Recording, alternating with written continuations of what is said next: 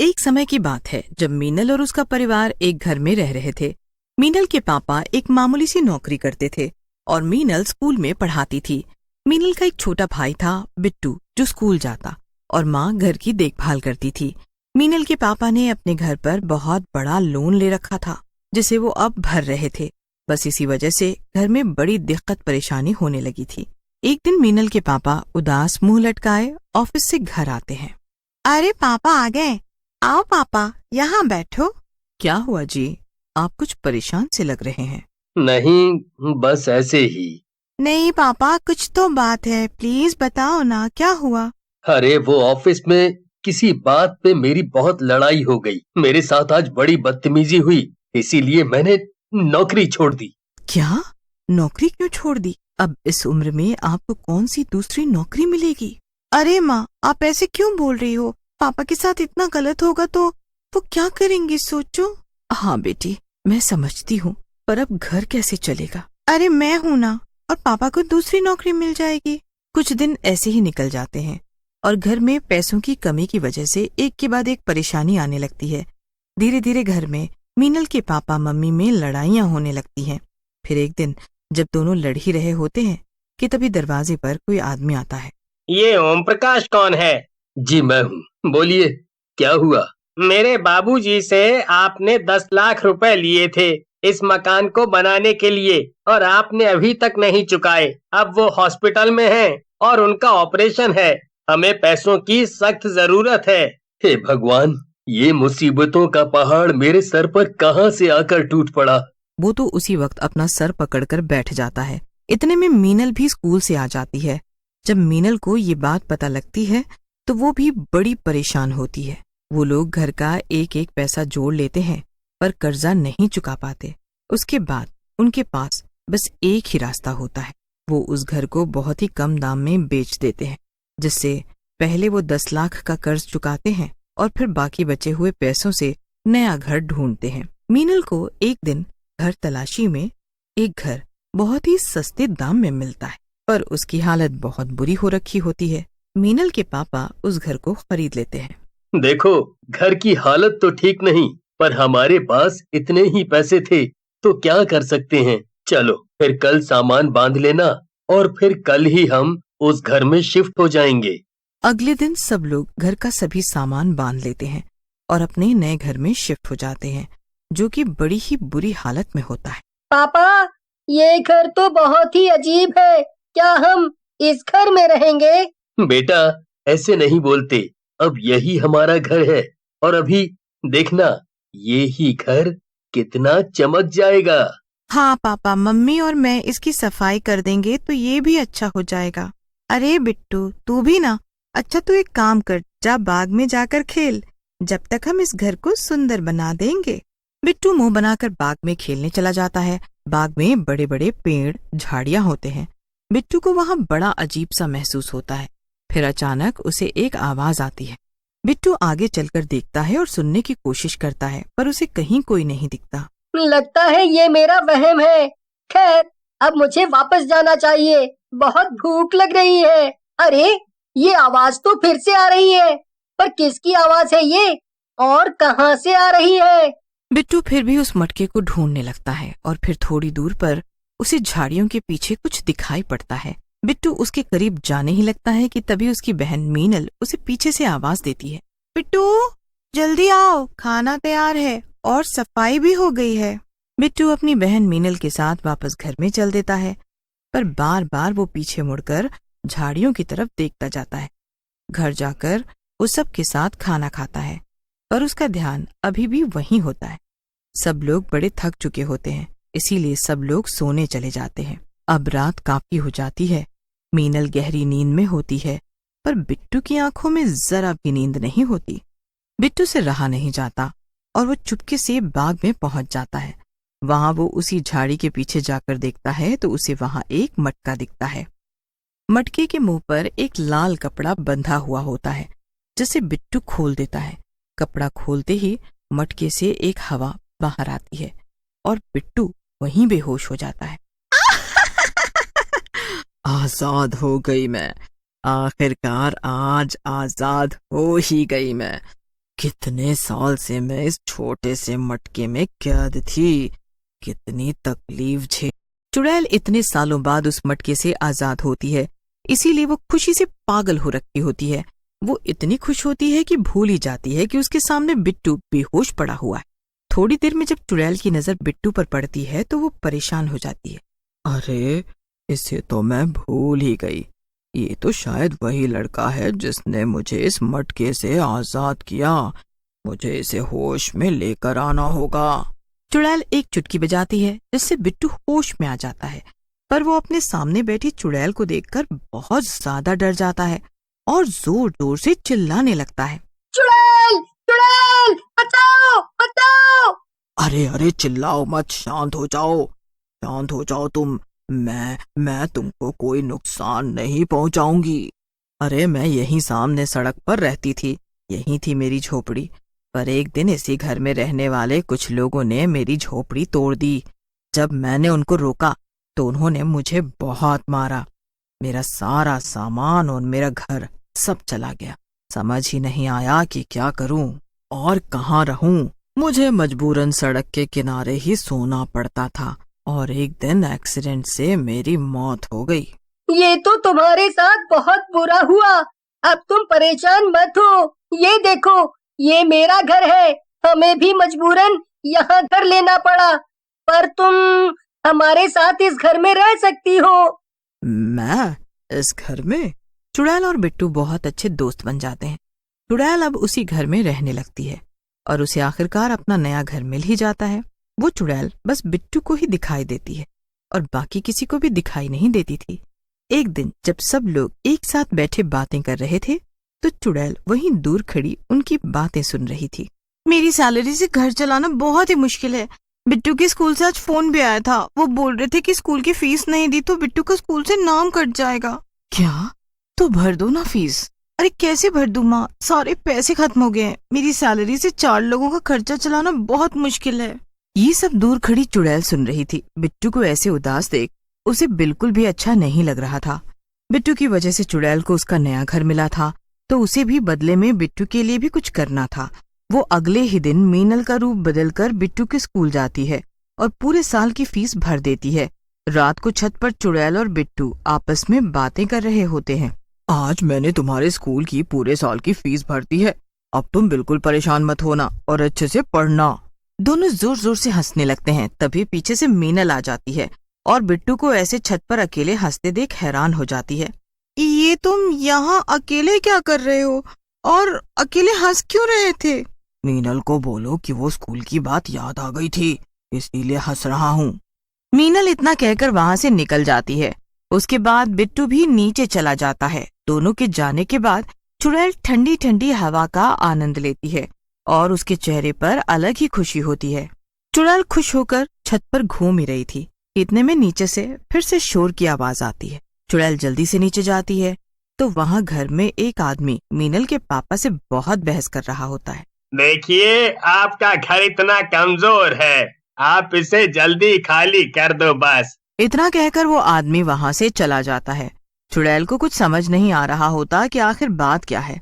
वो रात को अकेले में बिट्टू से पूछती है तो वो बताता है, अरे ऐसे कैसे हो सकता है, ये तो तुम लोगों के साथ बहुत बुरा हुआ। कुछ दिन बाद पड़ोस वाला घर टूटना शुरू हो जाता है। सब लोगों को टेंशन हो जाती है कि अब उनका घर भी गिर जाएगा। मीनल और उसकी माँ तो जोर जोर से रोने भी लगते हैं। हमारा घर, हमारा घर। सब लोग घर के बाहर आ जाते हैं। वो ध्यान से अपने घर को देखते रहते हैं और पूरा घर एक पल में गिर जाता है। सब लोग बहुत रोते हैं। चुड़ैल वहाँ खड़ी सब कुछ देख रही होती है। उस रात तो वो वहीं बाग में सो जाते हैं। रात को चुड़ैल आती है और अपना काम शुरू कर देती है। वो रातों रात उस घर को बनाकर खड़ा कर देती है। जब सुबह मीनल, बिट्टू और उसके मम्मी पापा उठते हैं तो उनको अपनी आंखों पर विश्वास ही नहीं होता। सब बड़े हैरान होते हैं और इधर बिट्टू और चुड़ैल एक दूसरे को देखकर मुस्कुराने लगते हैं। सब घर के अंदर जाते हैं। घर इतना सुंदर होता है कि सबकी आंखें फटी की फटी रह जाती हैं। उसके बाद बिट्टू सबको शुरू से सारी कहानी बताता है। उसके बाद वो चुड़ैल सबके सामने आ जाती। सब उस चुड़ैल का शुक्रिया अदा करते और घर का सबसे सुंदर कमरा उस चुड़ैल के लिए रखते हैं। बहुत समय पहले की बात है। एक गांव में माधव नाम का एक बड़ा ही अच्छा मूर्तिकार रहता था। वो बहुत ही सुंदर मूर्ति बनाता था, पर गांव में उसकी मूर्ति के कोई खास अच्छे दाम नहीं मिलते थे। एक दिन वो सब कुछ छोड़ छाड़ कर शहर चला जाता है। वहां जाकर वो अपनी मूर्तियां बाजार में बेचने लगता है, पर कोई भी उससे मूर्ति नहीं खरीदता। एक दिन वो बड़ा ही निराश हो जाता है और वापस गांव जाने का फैसला कर लेता है। पर तभी उसके पास एक लड़की आती है। अरे, ये मूर्ति तो बड़ी ही सुंदर है, कितने की है? अरे मैडम, आप जो मर्जी दे दो, इतने दिनों से मैं यहाँ बैठा हूँ, मेरी एक भी मूर्ति नहीं बिकी। ओह, ये तो बड़े ही दुख की बात है। अच्छा, मैं तुम्हारी एक मदद कर सकती हूँ। मेरी शोपीस की बहुत ही बड़ी दुकान है और मैं उसमें मूर्तियाँ भी बेचती हूँ। तुम चाहो तो मैं तुम्हें काम पर रख सकती हूँ। दुकान के नीचे गोदाम है, तो तुम वही मूर्तियाँ बनाना और मैं उन्हें अपनी दुकान में बेच दूंगी। ये तो बड़ी अच्छी बात है मैडम जी, आपका ये एहसान मैं कभी नहीं भूलूंगा। बस फिर सीमा माधव को काम पर रख लेती है और माधव उसी दुकान के नीचे बने गोदाम में मूर्ति बनाना शुरू कर देता है। सीमा काफी अच्छे दामों में माधव की बनाई मूर्तियां अपनी दुकान पर बेचने लगती है। उसकी बनाई मूर्तियों की डिमांड काफी ज्यादा बढ़ने लगी थी। एक दिन सीमा की दुकान पर एक सेठ आदमी आता है। ये मूर्ति तो बड़ी ही सुंदर है और मैंने काफी सुना है आपकी दुकान की मूर्तियों के बारे में। जी शुक्रिया, बताओ मैं आपके लिए कौन सी मूर्ति पैक कर दूं? मुझे एक बहुत ही सुंदर और सबसे अलग मूर्ति चाहिए। ऐसी मूर्ति जो पूरे शहर में किसी के पास ना हो। मैं उसके लिए तुम्हें कोई भी कीमत देने को तैयार हूँ, पर बस तुम मुझे ऐसी मूर्ति बनवा कर दे दो। जी बिल्कुल। माधव पीछे खड़ा सेठ और सीमा की बातें सुन रहा होता है। उसे उनकी बात सुनकर मन में लालच आ जाता है। मेरी बनाई मूर्तियाँ मैडम इतने अच्छे दामों में बेच रही हैं। सारी मेहनत मेरी और कमाई ये, मैं ऐसा नहीं होने दूंगा। पर मैं करूं भी तो क्या? शाम को जब सीमा दुकान बंद करके जाने लगती है, तब माधव वहाँ आकर सीमा से बात करता है। हाँ माधव, बोलो क्या बात है? मैं अब अपनी मूर्तियाँ इतने कम दाम में नहीं बनाऊंगा। कम दाम? मैं तो तुम्हें अच्छे खासे पैसे देती हूँ माधव। नहीं, मैंने आपकी सारी बातें सुन ली हैं। मुझे आधा मुनाफा चाहिए बस। तुम ऐसे कैसे कर सकते हो? मैंने पहले ही साफ साफ बात की थी। मैंने तुम्हें रहने की जगह दी, काम दिया, और तुम आज ऐसे कर रहे हो। आखिर इस दुकान का किराया, गोदाम का किराया, बिजली का खर्च, सबकी सैलरी और जाने कितने खर्चे निकालने होते हैं मुझे। सीमा अपनी बात बोलकर घर चली जाती है, पर माधव के दिमाग में तो कुछ और ही चल रहा होता है। अगले दिन वो सीमा को कुछ काम के बहाने गोदाम में बुलाता है। हाँ बोलो माधव, क्या बात है? मुझे यहाँ क्यों बुलाया? मुझे बहुत अमीर आदमी बनना है और वो तभी होगा जब मैं तुम्हें मार कर इस दुकान पर अपना कब्जा कर लूंगा। सीमा बचने के लिए वहाँ से भागने लगती है कि तभी माधव पीछे से उसके सर पर हथौड़ा दे मारता है। सीमा उसी वक्त जमीन पर गिर जाती है। उसके सर से खून बहने की वजह से उसी वक्त उसकी मौत हो जाती है। माधव को समझ नहीं आता कि वो सीमा की लाश को कहाँ ठिकाने लगाए। वो वहाँ पड़ी मिट्टी को सीमा के ऊपर अच्छे से लगाकर एक मूर्ति तैयार कर देता है। वो मूर्ति बेहद ही खूबसूरत बनती है। अरे वाह, क्या मूर्ति बनी है! ऐसी मूर्ति तो मैंने आज तक नहीं बनाई। अब इस मूर्ति को मैं यहीं रखता हूँ। किसी को कभी पता नहीं चलेगा कि वो सीमा मैडम कहाँ गईं। और अगर किसी ने मुझसे पूछा तो मैं बोल दूंगा कि वो कोई काम से कुछ महीनों के लिए बाहर गई हैं और दुकान की जिम्मेदारी मुझ पर छोड़ गई हैं।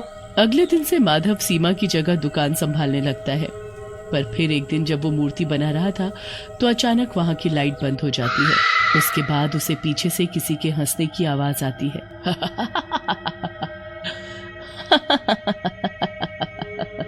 कौन है यहाँ? माधव को अंधेरे में कुछ नहीं दिखता। वो अपनी जेब से माचिस निकालता है और एक तिल्ली जलाता है। जैसे ही थोड़ी रोशनी होती है तो उसे मूर्ति की जगह एक चुड़ैल दिखाई देती है। माधव जोर से चिल्लाता है और उसके हाथ से जलती हुई माचिस की तीली छूटकर नीचे गिर जाती है। माधव बहुत डर जाता है और तभी लाइट वापस आ जाती है। अभी तो इस मूर्ति की जगह एक चुड़ैल थी और ये तो वही मूर्ति है जिसमें मैंने सीमा मैडम को बंद किया हुआ है। कहीं ये चुड़ैल तो नहीं बन गई? नहीं, ऐसा कैसे हो सकता है? ये सब मेरा वहम है। माधव घर जाकर सो जाता है। उसके जाने के बाद वो मूर्ति हिलने लगती है और फिर से एक चुड़ैल में बदल जाती है। इससे क्या लगा, ये इसका वहम है। अब मैं आ गई हूँ अपनी मौत का चुड़ैल वहां रखी सारी मूर्तियों को एक एक करके तोड़ देती है। बहुत घमंड हो गया है ना इसे अपनी मूर्तियों पर। अब देखती हूँ कैसे ये अपनी मूर्तियों को मेरी दुकान में बेचेगा।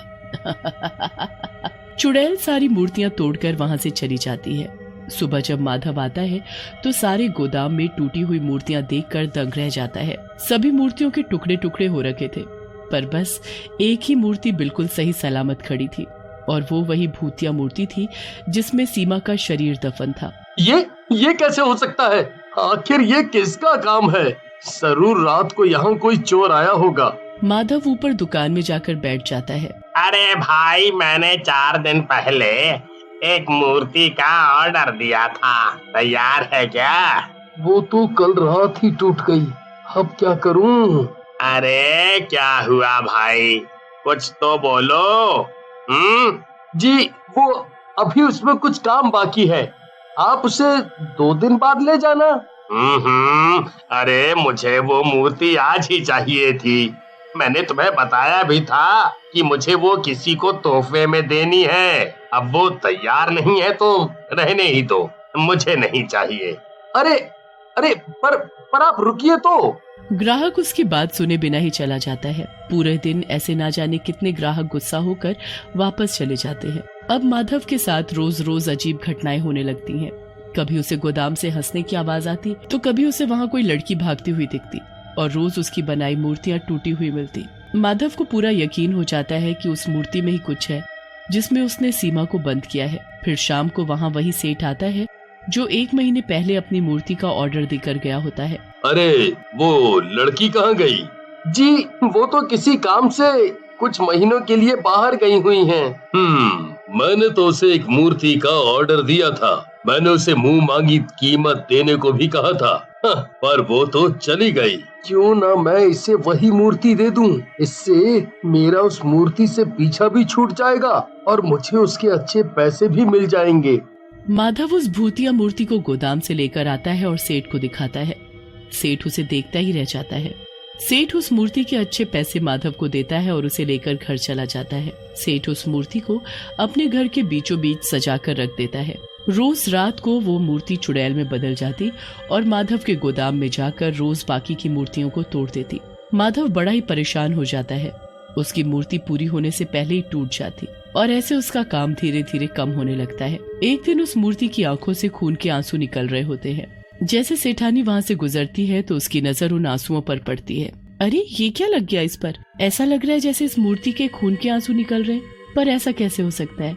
ये जरूर बच्चों की शरारत है। सेठानी उस मूर्ति के आंसू पोंछकर वहाँ से चल देती है।